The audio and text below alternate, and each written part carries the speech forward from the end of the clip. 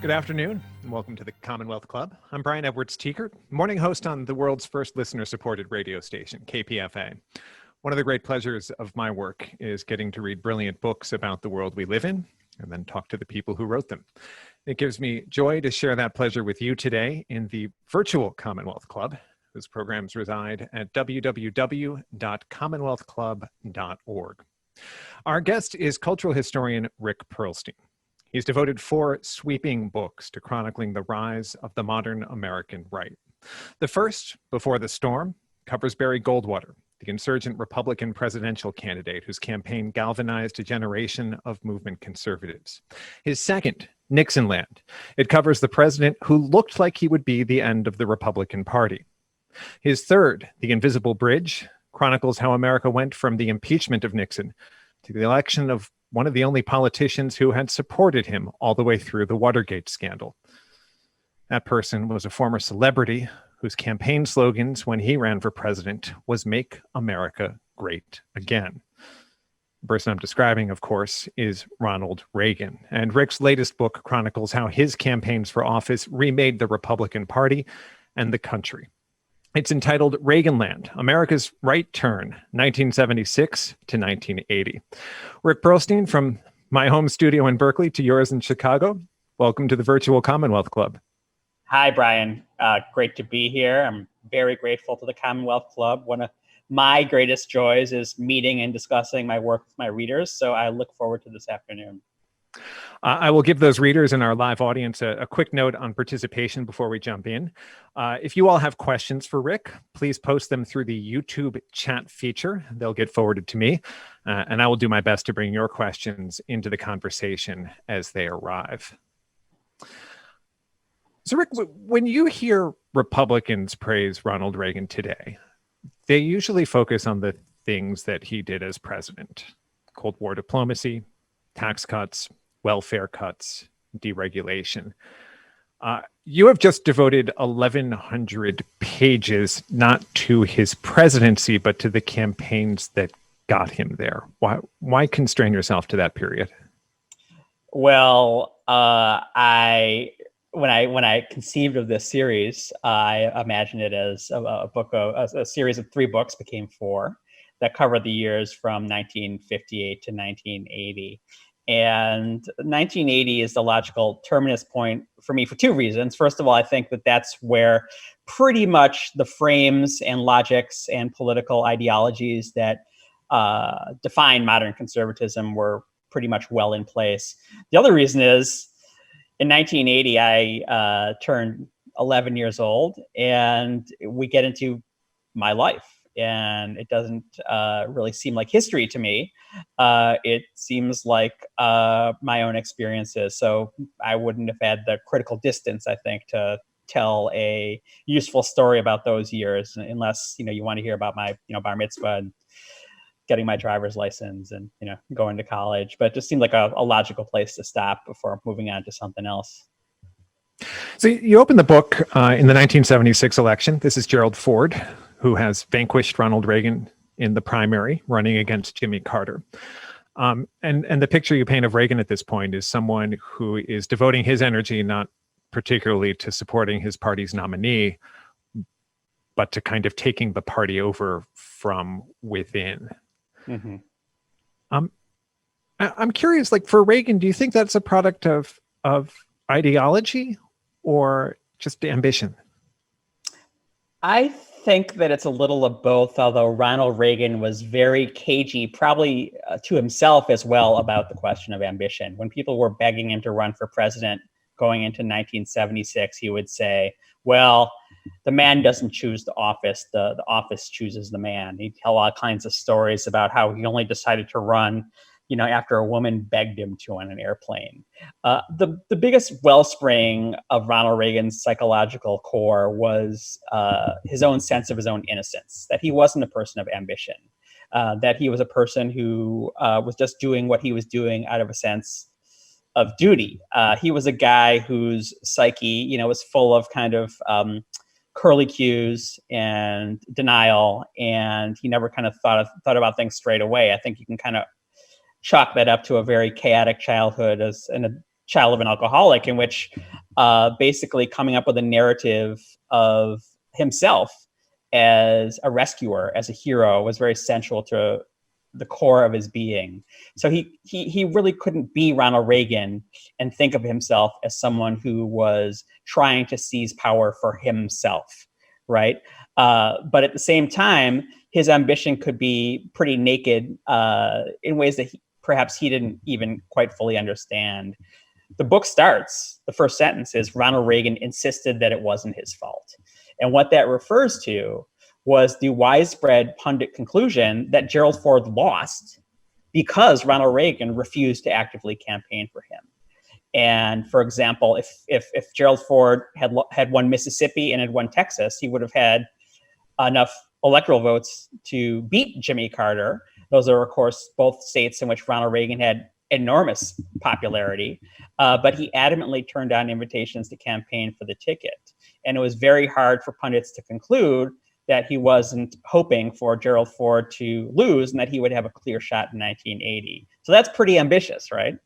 But it's also something that he certainly never could admit to himself. He was a very mysterious guy when it came to his psyche. Sometimes his wife would say that she didn't even understand kind of what made him tick. It was that sense that he could project innocence, that he could project a sense of duty and not venality that really made Ronald Reagan such a successful politician. So while he's politely deflecting requests to stump for Gerald Ford, he's throwing his full-throated support behind insurgent Republican candidates for other offices, most notably Orrin Hatch in Utah. That's right. So 1976, he's also building a political machine, right? He's kind of doing what Richard Nixon did in the middle of the 1960s, leading into his own 1968 presidential campaign. And in fact, with the same operative, a guy named John Sears, helping him out. And he forms his own political action committee that has a newsletter. So he has his own kind of conservative magazine where he writes a column and his, pictures on the front. There's a membership card. I have one. He's going into the 1976 election. He stumps for his preferred candidates, underdog Orrin Hatch, who probably owes his Senate seat to him. Going into 1978, he gives over 250 appearances for Republican candidates, all the way down to county board members. He's collecting chits. He's doing what you do to run for president at the same time as he's kind of insisting to people in his private letters that he's not running for president.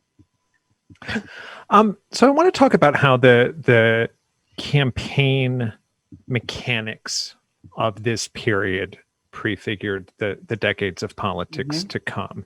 This is kind of among other things, the dawn of the era of direct mail, which is the lowest tech version of the micro-targeting that has dominated campaign approaches on social media today. But it's not particularly low tech at all, certainly for the time. So the guy behind this is a remarkable figure who I dwell at some length in the book, named Richard Viguerie. He's called the godfather of the New Right. And the New Right are the people who kind of started their political odyssey in the Goldwater campaign. And they saw how Goldwater lost by giving this unvarnished economic conservatism, arguing against Social Security, arguing for the Tennessee Valley Authority to be privatized, arguing for a very militant position against the Soviet Union. And they see that this is a political loser. And what they realize is that there are all these social issues that are causing all sorts of confusion, anxiety, rage across the land. And one of the main New Right operatives says, he puts it this way, he says, sex is the Achilles heel of the liberal Democrats. So they kind of pick up these very emotional issues like abortion, like feminism, like gay rights, and they build these very lowest common denominator campaigns in which they have these massive mailing lists that exist on mainframe computers, and they just flood the zone with these letters that Richard Viguerie wrote that are as feral and angry and frightening as anything we saw last night at the Republican National Convention. The idea that liberals want to force homosexuals to teach in the schools, the idea that feminists want to force women to get jobs, force bathrooms to be co-ed, get rid of co-ed, get rid of gender segregated prisons, absolutely terrifying stuff. And they are doing this pretty much under the radar. Richard Viguerie says direct mail is like an anaconda. It's silent but deadly. And what happens in the congressional elections in 1978 is all the pundits, all the pollsters are saying, well, it looks like it's not going to be a very interesting election. Both sides are pretty much tied. And conservative Republicans way outperform expectations. And no one really understands why until they realize that people are getting these letters that are absolutely terrifying them. And that really is the foundation of the kind of lowest common denominator electioneering we see so prevalently in the Republican Party today. In fact, one of the big direct mail campaigns is aimed at scotching a proposal by Jimmy Carter to make registering to vote easier. And that absolutely goes down the tubes once conservatives convince the mainstream of the Republican Party that if this happens, more African Americans will vote, more labor union members will vote. And as one of the new right propagandists, a guy who later turned liberal, Kevin Phillips, says, it will be euthanasia for the Republican Party. So I want to back up a second. I mean, you just described abortion as something that the new right latched onto as an issue. They saw polarizing the electorate in a useful way. But this is also a period when the religious right is kind of self-organizing as a political force. And this is coming out of the Catholic Church and some evangelical denominations as well. Yes, that's an independent force that the new right decides to pick up later for kind of mercenary reasons. Roe versus Wade passes in 1973, passes the Supreme Court in 1973, legalizes abortion. And the Catholic Church, of course, is the absolute epicenter of anti-abortion sentiment.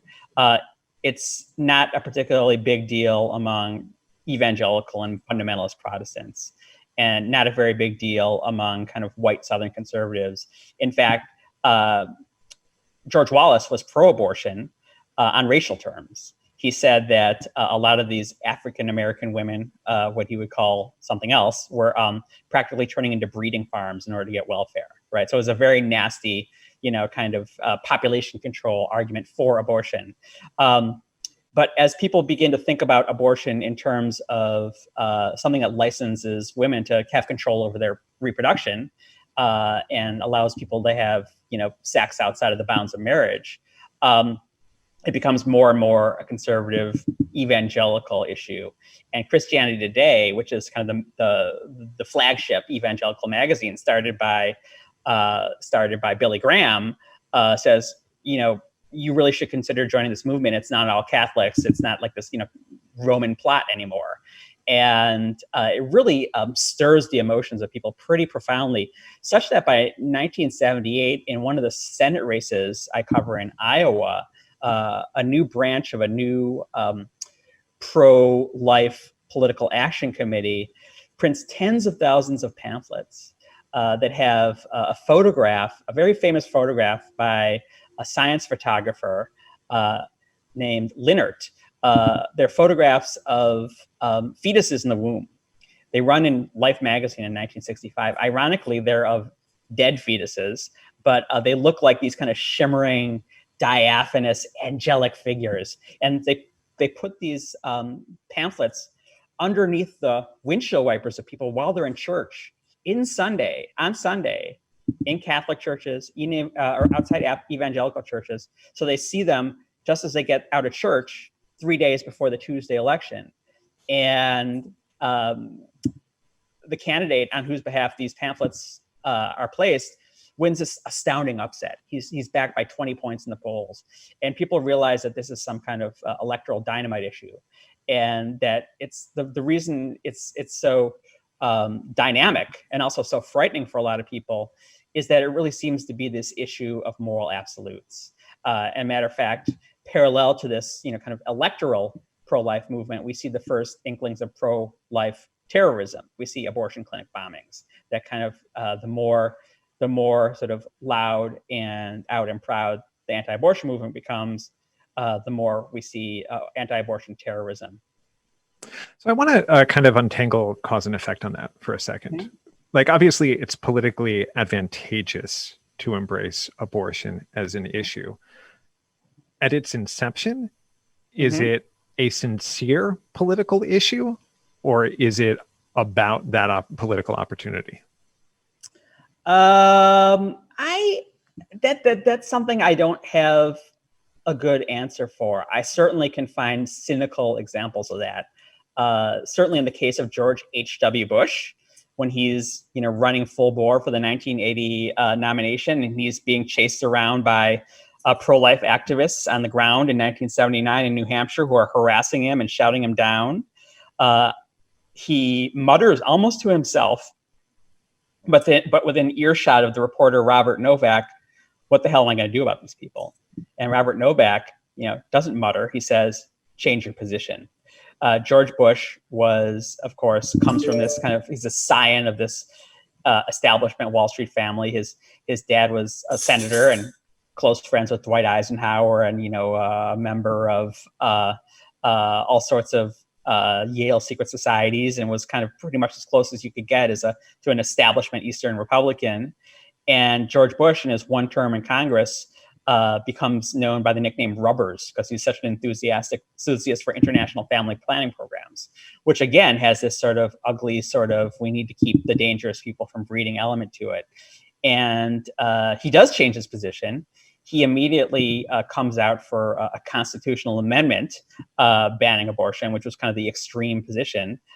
So that's one example where it's clearly done for cynical political reasons. I think that abortion for a lot of conservative-minded Christian Americans becomes a symbol, right? It becomes a symbol of the liberty that was unleashed by the 1960s. And one of the big themes all throughout this book, whether it's people becoming terrified of the new sexual mores that the 1960s unleashed, or thinking about inflation as kind of the government getting out of control, this idea that society has gotten out of control, that we need to kind of put a break on all the familiar boundaries of social life. That's a big theme of the book. So I don't see any reason to suggest that when people are calling abortion murder and talking about babies being killed, I have a picture of a protest in the book in which a woman holds up a sign that says babies are endangered species, or someone holding up a sign at the Democratic convention in the Missouri section of the floor with a picture of a little girl saying, "If you kill me now, it's murder. If you kill me when I'm in the womb, it's legal." Right? I have no reason to think that wasn't absolutely sincere. So the kind of third innovation of the new right that you chronicle during this period is not classic conservatism, but channeling working class populist sentiment, but taking the resentment that the left might target at bosses and owners of industry and directing it at bureaucrats, regulators, and the media instead. Yeah, classic example of that is something I write about in my previous book, Invisible Bridge, in 1974 in Kanawha County, West Virginia, which is basically the county that encompasses what's the big city in West Virginia? That the school board institutes new textbooks that basically we call multicultural textbooks now. And the fundamentalist Christians in the rural areas absolutely go berserk. That sort of their way of life is being traduced by these textbooks, and becomes such a profound, such a galvanizing issue that the protesters literally dynamite the school board building, right?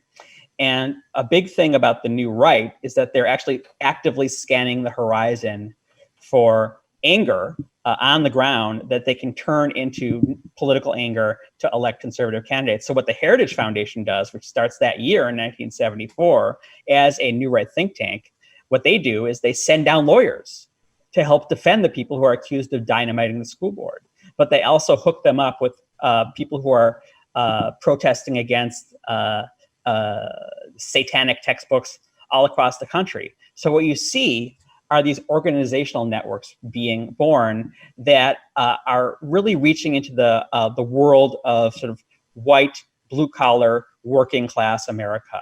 and they make that very much a part of their identity. And the people who are the leaders of the New Right often come from blue-collar identities themselves. Richard Viguerie, the godfather of the New Right, his dad worked in an oil and gas factory, and his mom sold milk from the family cow. One of the big New Right leaders' dad was a manager of a Sears in Bridgeport, Connecticut. There are people who feel dispossessed from the Republican Party. They call it a country club Republican Party. And they're trying to make kind of the Republican Party and the conservative movement safe for working class Americans, which of course is enormously influential in the decades to come. So when you describe all these forces coming together, the Christian right, the New Right's rhetorical twist on populism, the new machinery of appealing to resentment in political campaigns through direct mail, does that make you think of Reagan as someone who drove history or someone who was a product of history? Did the moment pick him, or did he figure out how to capitalize on the moment? It's the old War and Peace, kind of is history made by individuals, or is history made by structures? When you look closely at Ronald Reagan and how he did politics and what he did for conservatism, his influence really was quite unique and individual. We think of him most prominently as this guy who brought this kind of genial optimism to conservatism, which, really in a lot of ways was a discourse of American carnage. In that sense, Donald Trump is kind of a return to form rather than anything new. And one of the things that was so useful about Ronald Reagan as a figurehead for the conservative movement was that he was so useful, so important for kind of smoothing off these rough edges. He was able to convince people that they could support conservative policies and not consider themselves bigots, right? He was a guy who was able to focus this rage at the government while convincing people that being rageful at the government did not make them anti-American, did not make them unpatriotic. So he's certainly unique in that sense. But also he's clearly a product of his environment in many ways. He comes from a very kind of insular and non-cosmopolitan kind of region in the middle of Illinois. His mother is a fundamentalist Christian. He of course famously becomes a liberal during the New Deal, but as someone upwardly mobile, kind of during the 1940s and the 1950s, comes more and more to identify with sort of like the American century kind of celebration of America as kind of God's chosen nation, and becomes closer and closer to the people who he begins to see as the real heroes, the real cowboys of society, entrepreneurs, right? So he definitely kind of comes from somewhere. And it's really a meeting of the man and the movement that creates Reaganland.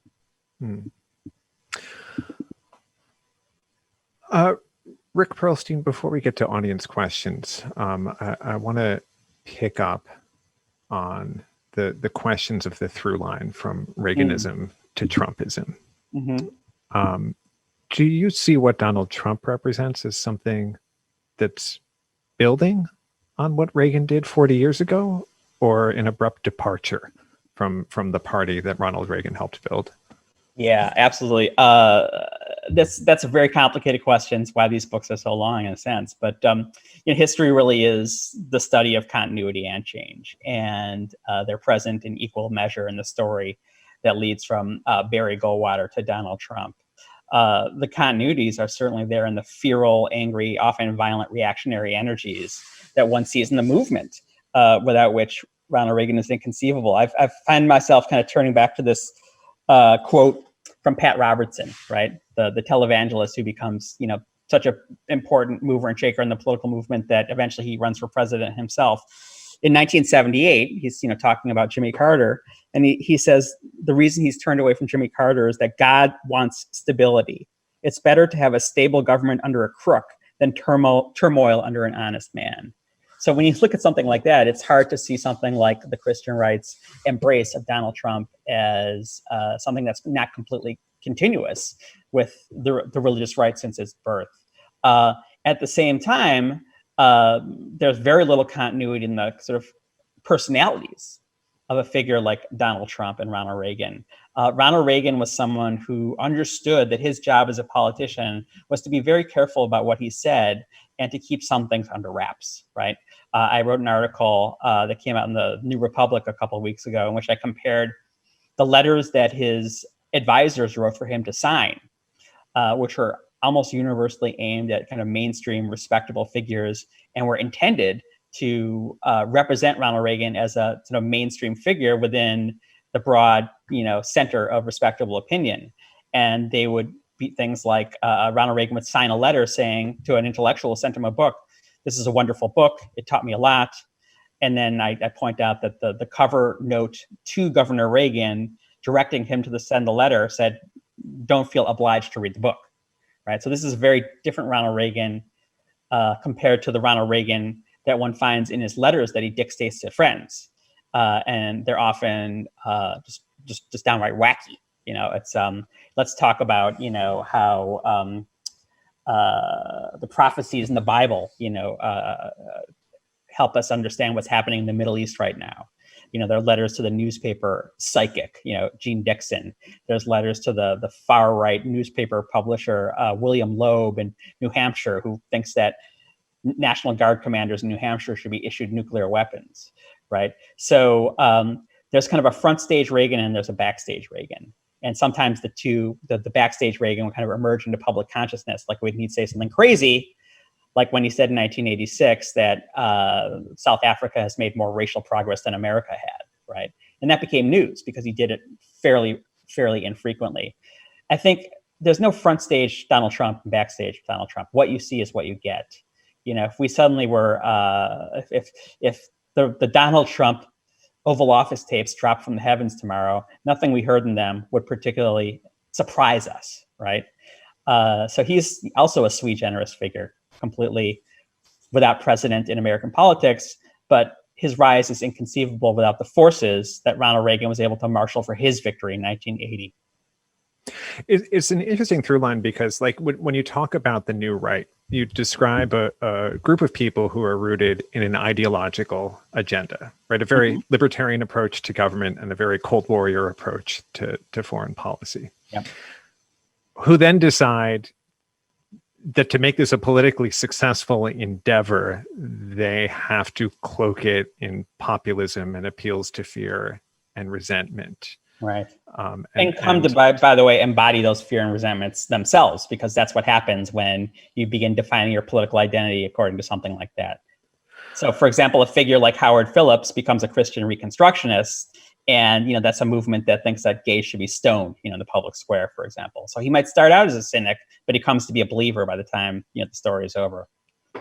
So we're having this conversation just after the beginning of the Republican National Convention that aspires to kick off the second term of Donald Trump. And it's a convention that explicitly has no platform. Like there no longer appears to be an ideological project. That's right. Behind the politics. The resentment that was supposed to wrap it and sell it to the public has become the politics. That's right.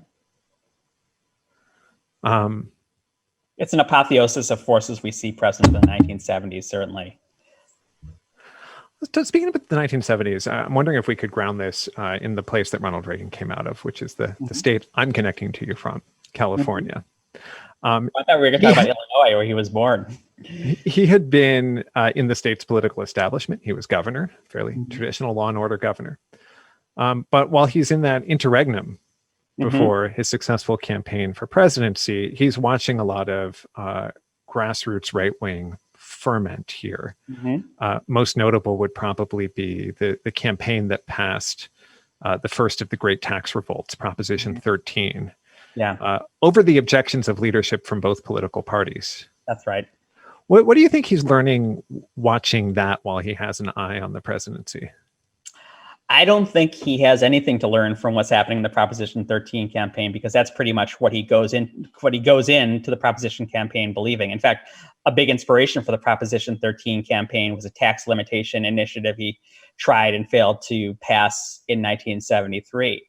One thing, I'm glad you brought up Proposition 13. That's an excellent example of kind of the Trumpian energies that were present in the Reagan movement that for which his kind of success was impossible in the absence of those energies. The guy who started the Proposition 13 movement, this guy Howard Jarvis, this very angry, colorful populist character. For one thing, he was just as much a con man as any member of the Trump family, right? In 1964, he had his own independent campaign committee for Barry Goldwater, in which he just pocketed the money and gave none to Barry Goldwater. And then he did it again in the Senate campaign in 1976 for S.I. Hayakawa. But when the Proposition 13 campaign began, the guys who were the campaign managers, much like the campaign managers for Ronald Reagan, were terrified that he would say something crazy in public, so they tried to keep him as far from the cameras as possible. But whenever he did speak before the cameras, it was such a sensation because there was so much populist rage that suddenly he became the figurehead for the entire movement. So he would say things like, "I can't wait to ram a red hot poker up these politicians' butts," right? So this is, not exactly polite, optimistic language. This is American carnage language. And the Proposition 13 campaign, despite Jerry Brown, the governor, saying it was crazy and unworkable, does win by a margin of 2-1. And Jerry Brown, for reasons of ambition, immediately jumps on the Proposition 13 bandwagon after it passes to such an extent that when Californians are polled, the majority believe that he'd been for it all along. Yeah, it seems like the real significance of this moment is how it moves the politics of both parties. The way you describe Carter's successful run at the presidency and whopping failure to get reelected really seems to describe a Democratic Party that's a little bit adrift. Yeah. Yeah. The fascinating thing about Jimmy Carter's campaign to get reelected in 1976 is his skill at being all things to all people. He does have pro-gun control support and anti-gun control support, pro-abortion support and anti-abortion support, business support and labor support, because he's really running on a platform of symbols. He's the guy who won't lie to you. He's the guy who wears flannel shirts. He's the guy who's a peanut farmer. He's, the guy who's the absolute opposite of Richard Nixon, who lied and lied and lied and lied. And he's the guy who's going to redeem America from the shame of defeat in Vietnam. But when you run and win as the candidate who seems like all things to all people, you're setting yourself for a dangerous fall once you have to govern and make decisions. And one thing he didn't run on was the identity that was closest to his heart. And that was the idea that America could only thrive if the American people sacrificed, if they pulled in their belts, if they did more with less. This is something he shared with Jerry Brown, who, if anything, attacked Carter on that issue from the right. So once Jimmy Carter is up for re-election against this guy, Ronald Reagan, who says America doesn't have any problems, and that sort of negativity and pessimism is un-American, and says not only do we have to not tighten our belts, I promise to give every American a 30% tax cut. It really gives Ronald Reagan a very strong structural advantage in appealing to all voters, but especially working class voters. And that's a big dynamic that he takes into the November election when he wins that landslide. I'm curious what you think about the parallels today. What you're describing is the dynamic where someone who's built their political appeal to the electorate on being a decent person who has unobjectionable policy positions. Right. That pretty much describes the Biden campaign. And it, in that instance, did not fare very well in an environment where the other campaign was able to force a series of polarizing yes-no political positions. Abortion was not a litmus test before the late 70s in American politics. Right. The difference between Jimmy Carter and Joe Biden, who was, by the way, the first person to support Jimmy Carter in the Senate in 1976, is pretty profound in that Joe Biden has been doing it, for 30 years. And he's nothing if not a profoundly political person. The extent to which Jimmy Carter thought he could succeed as a president without practicing politics at all is just jaw-dropping. It's absolutely astonishing. You know, literally the first thing he does as president is, because he's an engineer and he thinks like an engineer, so he reads the Army Corps of Engineers report on the water projects that they have going on all over the country.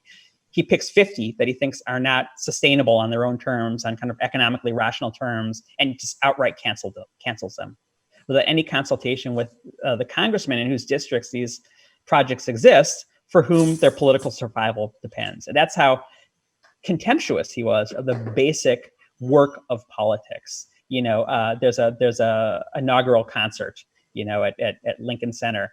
Tip O'Neill, the one person whose loyalty he needs in order to get anything done in Washington, gets a seat in the top balcony. And then when he calls to complain, Jimmy Carter's number one aide, Hamilton Jordan, who has no experience in Washington and whose only experience was working for Jimmy Carter in Georgia, says, well, would you like your money back? Right. So like there's no political game playing. There's this amazing moment in Jimmy Carter's diary in which a new law is passed, giving him the power to appoint 200 new federal judges, completely new federal judicial positions, giving him the opportunity to completely transform and set his stamp on the federal judiciary for a decade to come. And what does he do? He complains.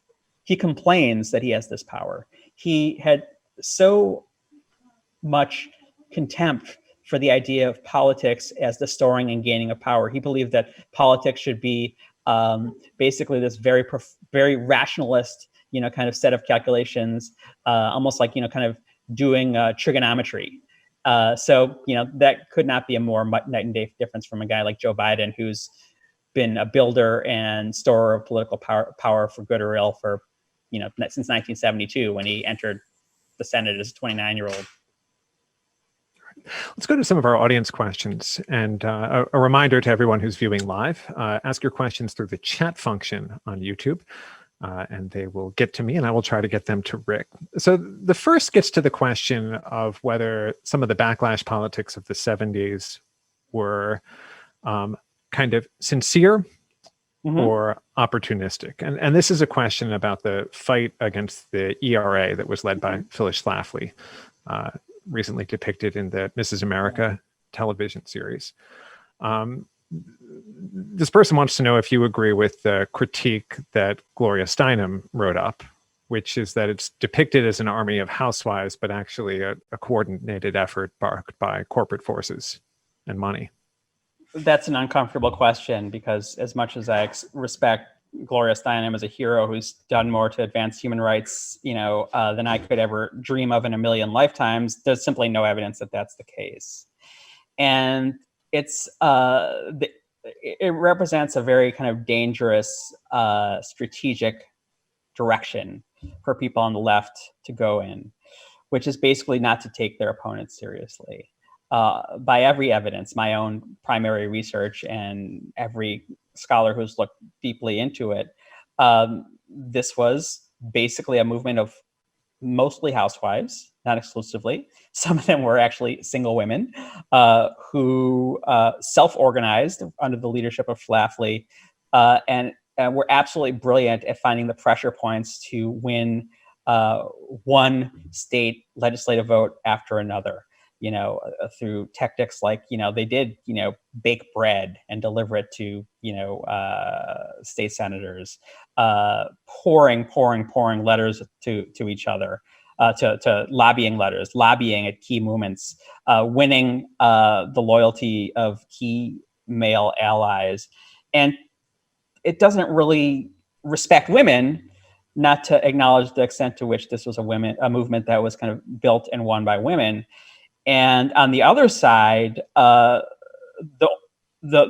main bureaucratic organization to fight for the ERA, it was called ERA America. It was ERA America, was only convened in 1975, 3 years into the fight, after two big initiative campaigns in New York and New Jersey had been lost.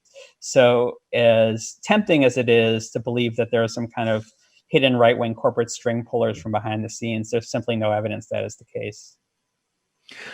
Another question about where our conversation started off, which was Reagan working to take over the Republican Party by backing insurgent candidates running against establishment figures.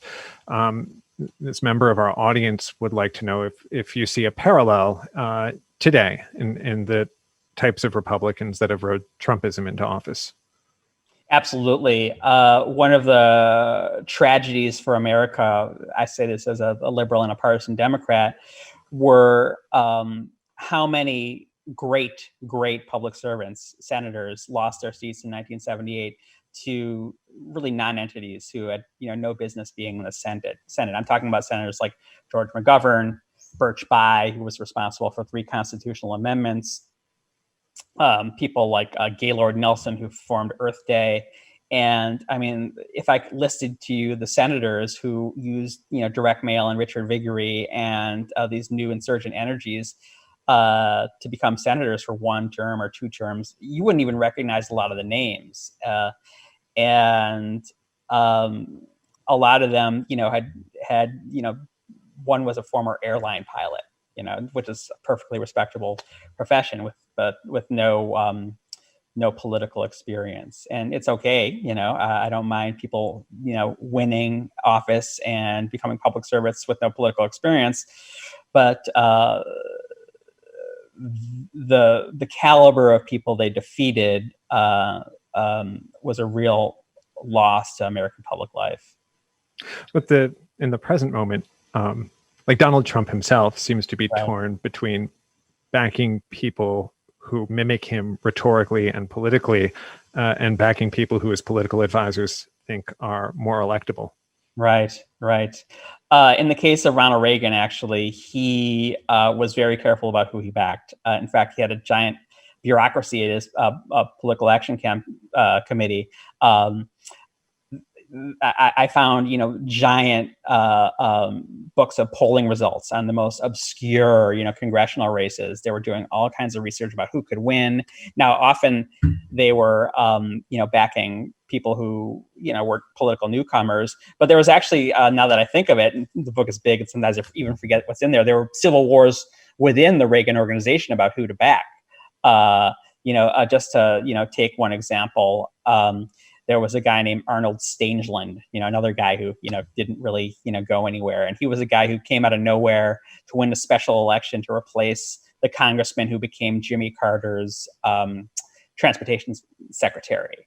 And, he was, no one thought he had a chance. And when he did become congressman, his first legislation was a bill that he filed to abrogate all Native American treaties, right? So a real wingnut. The guy who ran Reagan's political action committee was a guy named Lynn Nofziger, who people might remember from the Reagan era. And he absolutely wanted to go all in on this crazy new right candidate. And the people who kind of ran the other half of Reagan's political organization, Michael Deaver, who became a very high White House official, and another guy named Peter Hannaford, were like, no, we have to aim for respectability. So this sort of battle between the people in Reagan's camp who were conservative ideologues whose watchword was "Let Reagan be Reagan," and the kind of people who wanted to market Reagan as a member of the establishment to members of the establishment, that affords a lot of the drama that I depict in the book, actually. And it's something that one found as a defining battle within the White House. And it reached its apotheosis with Iran-Contra, which was really kind of the right-wing, let Reagan be Reagan, crazy people in the basement trying to kind of take over American foreign policy from the State Department, which was seen as kind of completely, the swamp, the deep state, as people would say it now. So that's kind of a structural feature. One of those things that, one finds within the Reagan firmament, which is kind of turned up to 11 within sort of the Trump era. Yeah. On that note, and I apologize because this takes us a little bit outside the time bounds of your latest history, but how did those movement conservatives who gathered around Reagan when he was nominally in the political wilderness, how did they feel about him once he was in office? That's a really interesting question, actually. There's a good book by a guy named Marcus Witcher, which is about conservatives' response to Reagan when he was president. And I think that the cliche, the presumption is that they revered him, right? He was one of them. Really, they only kind of reached this consensus that Reagan was the greatest human being ever to walk the earth after he left office. And they kind of retroactively kind of rewrote history that they were all Reagan loyalists. But people like Richard Viguerie were always going after him for selling out conservatism. People like George Will, all kinds of issues, and that was because basically the White House was run by establishment figures. People like Senator Howard Baker, who became his chief of staff. People like James Baker. People like Edmund Meese, who sometimes had conservative ideologies, sometimes did not have as much conservative ideologies, but their first and foremost concern was governing, right? That's how Ronald Reagan ran the State House. He basically turned it over to people who were experts in governing the state of California. And the striking thing about Ronald Reagan's popularity is the things we remember that he was most effective at, like negotiating with the Soviet Union, were the things that the conservatives most readily reviled. They thought he was a sellout for talking to this communist Gorbachev. If he had listened to the conservatives, his presidency would have been a profound failure. He and his staff are also in the position of having to deal with Democrat-controlled Senate and House. Yeah. And, presidents do not choose, what fights they get to win, out of a catalog. They have to, when people always point out, oh, Richard Nixon was far to the left of the Republicans now. Well, it's not really true. I mean, if you look at the budget he proposed after his 1972 landslide, it was just as radical as, anything that Ronald Reagan ever proposed. But yeah, he was dealing with a House of Representatives that was 2-1 Democrat. So of course he, signed things like clean air legislation, because when he didn't sign them, his vetoes were overridden. On that tip, one of our audience members would like your assessment on whether he was actually effective at working with legislation, getting bills through. Sometimes yes, and sometimes no. He was, in fact, a compromiser. He was a guy who did say a half loaf is better than no loaf. He signed several tax increases because his tax cuts were so disastrous. A lot of what he did, to use a phrase that's become better known now because of Steve Bannon, was basically the stuff that was within the administrative state that had nothing to do with legislation. Things like judicial nominees, right? Things like rewiring the Justice Department. That was, Ed Meese's work. Things like managing to pass budgets that cut, public housing by 80%, right? So he got conservative successes where he could, and he abandoned the fight where he couldn't. I'm struck, I think the first time I met you in person, we were both at the 2008 Republican National Convention. Oh, and how that was an era in politics when every single person who got more than 60 seconds at the dais would name check Ronald Reagan. Mm-hmm. I've been watching what I can of this year's Republican National Convention, and his star seems to have fallen within the party. Yeah, I think that's a generational thing. I think you probably remember that there was a day when, every young Democrat was called Kennedy-esque, and everyone was trying to kind of keep the Kennedy mantle all the way into the 80s and 90s. And then eventually just kind of faded away because, young voters, are young voters, and they have a different set of references. You're not politically of the right. No, I'm not. You don't share the politics of the right. No, I don't. Why spend the last 2.5 decades writing cultural histories of it? Well, you'll have to ask my shrink, Brian. No, seriously. That's what I'm serious about. No. I mean, there's all kinds of reasons. I was first obsessed with the 60s when I was a young person and read everything I could about it, and was obsessed with the idea of a time when everything seemed to be up in the air. And then when I kind of went to New York and became an editor and a writer, and I was looking for a book project, it was kind of a lacuna in the literature of the 1960s, and no one wrote about the fact that in a lot of ways, the left lost, in a lot of ways the right won. A lot of ways the left won, and a lot of ways the right lost. But the idea of the 60s as a civil war between the left and the right was something that it took a generation of scholars and writers who were post-baby boomers, and I was born in 1969, to more fully appreciate. I mean, you could read histories called the 60s by a guy like Todd Gitlin, and Barry Goldwater wouldn't even show up in the index, right? Because the 60s was the battle for liberation, civil rights. It was the anti-war movement.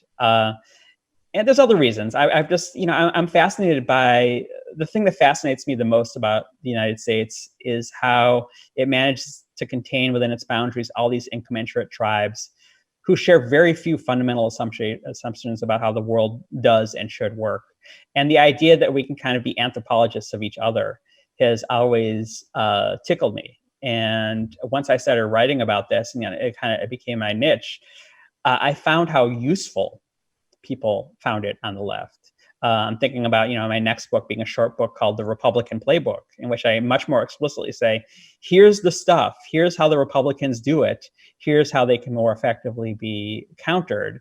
And, having people say that my work gives them a measure of comfort in understanding that this stuff can be kind of understood, that it can kind of be reverse engineered, is something that has given me a lot of satisfaction over the years. And it's given me a lot of satisfaction precisely as someone whose goal is, achieving, social democratic policy in the United States.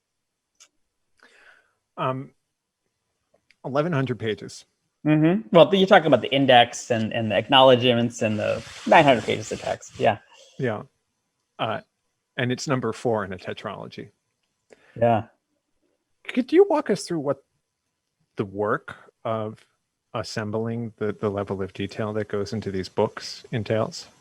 Well, obviously, there's a little bit of obsession involved, right? And I take on a subject in which, it can be, all-consuming. Like any book that covers the period that I'm writing about can have something in it, that's relevant to the work I'm doing. Every newspaper page could have something that's relevant to the work I'm doing. So my basic orientation in pulling together the research for this stuff, first of all, to make just a pile of information that's as big as possible, and consider that kind of like the chunk of marble that has the book inside it that I'm kind of whittling away to the shape and size that it is. But what I try and do is, when I'm assembling this information, there's of course things like policy history and what goes on inside the White House and what goes on in the Senate and what goes on inside campaigns. That's a part of the book too. But the actual cultural history part of the book, and you describe me as a cultural historian, and I'll definitely cop that label, is an attempt to assemble what an ordinary, alert consumer of politics and culture at the time might come across in a typical day and a typical week. And it's very much fundamental to the paradigm of the kind of history I do, that I don't recognize a hard and fast barrier between culture and politics, movies, novels, television commercials. I don't recognize a hard and fast barrier between economics and politics. The fact that, American wages were starting to stagnate just as the feminist movement is coming about as a big force in American life has a lot to do with the fact that women were going to work for the first time, sometimes equally and sometimes not, just to be able to maintain the same class status that they enjoyed previously. It's about how people live. It's about how people experience the world. It's about how people shape their destinies and shape the nation's destinies out of the everyday stuff and the everyday dilemmas and the everyday challenges and the everyday satisfactions of life in the United States. It's pretty does that answer stunning. your question? Yeah, I'm just trying to imagine a day in the life of intrepid cultural historian Rick Perlstein that results in a book where you are able to narrate what the stage directions are in the teleprompter script used for a Reagan that's video serendipity, address. right? I mean, in the finished book that people can buy, in the photo section, I actually have that teleprompter page, which, you're just turning pages in an archive, and there it is. And when it says, you hear, Jimmy Carter, Ronald Reagan, you see, the words that Ronald Reagan is giving for a speech, and then it says sit on chair, you realize that you have, you're suddenly reaching back to that time machine, and kind of you have a document that touches the real experience of what something that happened 44 years ago, and it's very exciting. It's a document that as we say as historians, singes the fingers. Yeah.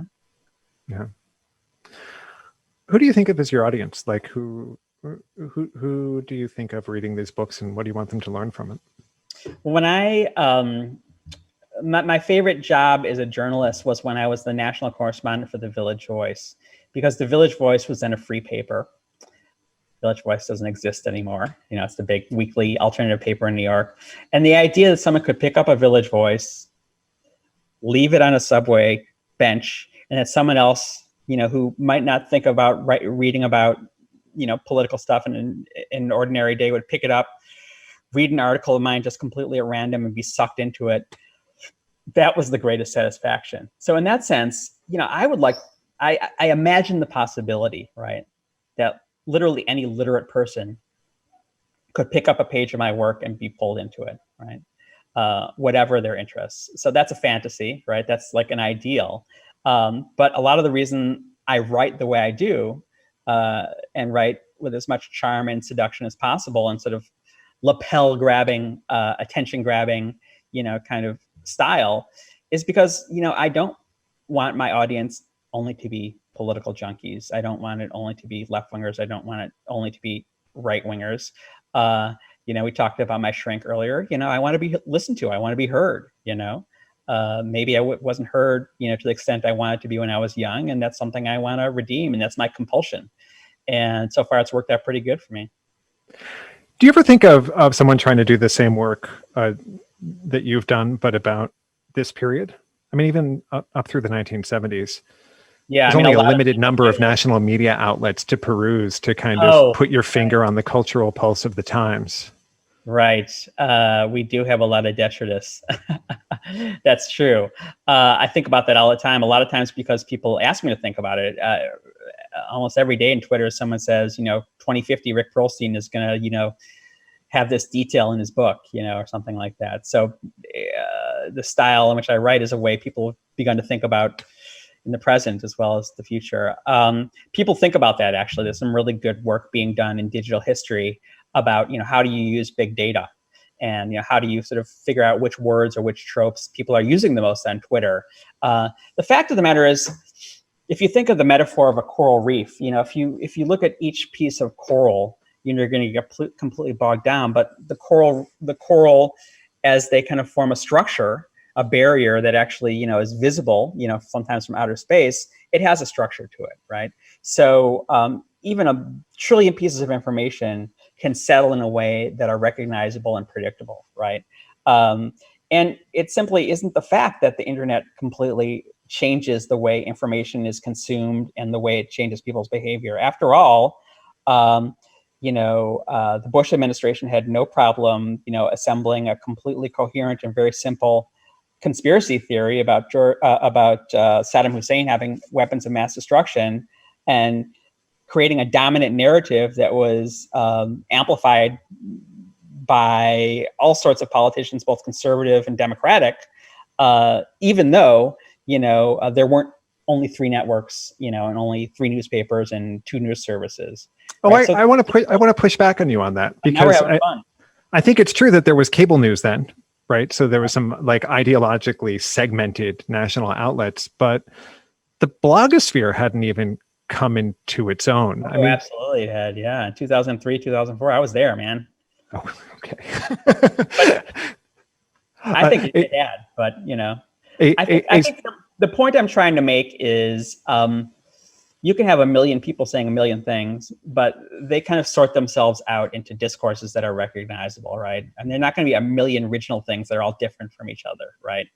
And if you take a stratified sample of, a million tweets, you're going to find patterns, you're going to find trends. People are thinking about that in really interesting ways. The Internet Archive thinks about that in really interesting ways.